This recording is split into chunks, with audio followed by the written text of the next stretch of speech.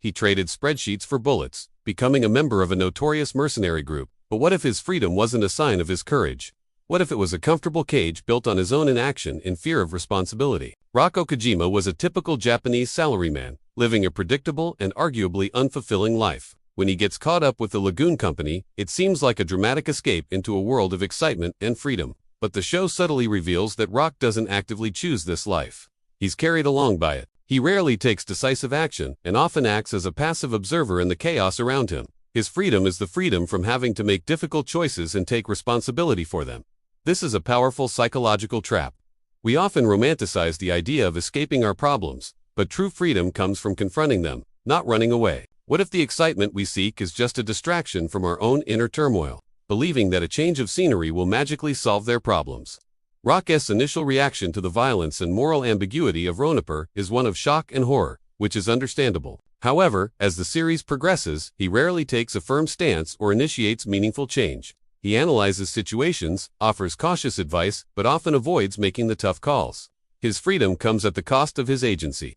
He is free to witness the chaos, but not truly free to shape his own destiny or the destiny of those around him. The show teaches us that inaction is a choice, and it often has consequences. Rock's reluctance to fully embrace his new reality and take responsibility for his actions means he is constantly reacting to the events around him, rather than driving them. The ironic twist of Black Lagoon is that Rock's background and initial passivity do occasionally become assets. His ability to understand complex situations and negotiate skills he honed in his previous life prove valuable in the mercenary world.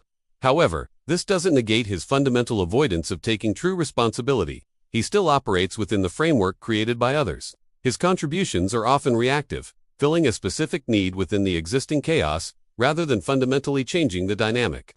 Observing and analyzing can be useful, but it's not a substitute for active participation and taking ownership of your choices. Rock's skills allow him to survive, but his underlying reluctance to fully engage prevents him from truly thriving. Rock's journey is a constant cycle of being thrown into dangerous situations and then relying on the violent capabilities of the Lagoon Company to get him out. He has escaped his old life, but he hasn't truly found a new one where he takes full responsibility for his actions. His freedom is the freedom of a passenger on a dangerous ride. The ultimate lesson from his journey is that escaping your circumstances doesn't automatically equate to finding freedom within yourself. True liberation requires confronting your fears and taking ownership of your choices, even when they are difficult. So I want you to ask yourself, what are you avoiding in your own life? Are you seeking freedom through escape, or are you ready to confront your challenges head-on? Rock's story is a powerful reminder that true freedom isn't about running away. It's about having the courage to take control of your own life, even when it's messy and difficult. If this video resonated with you,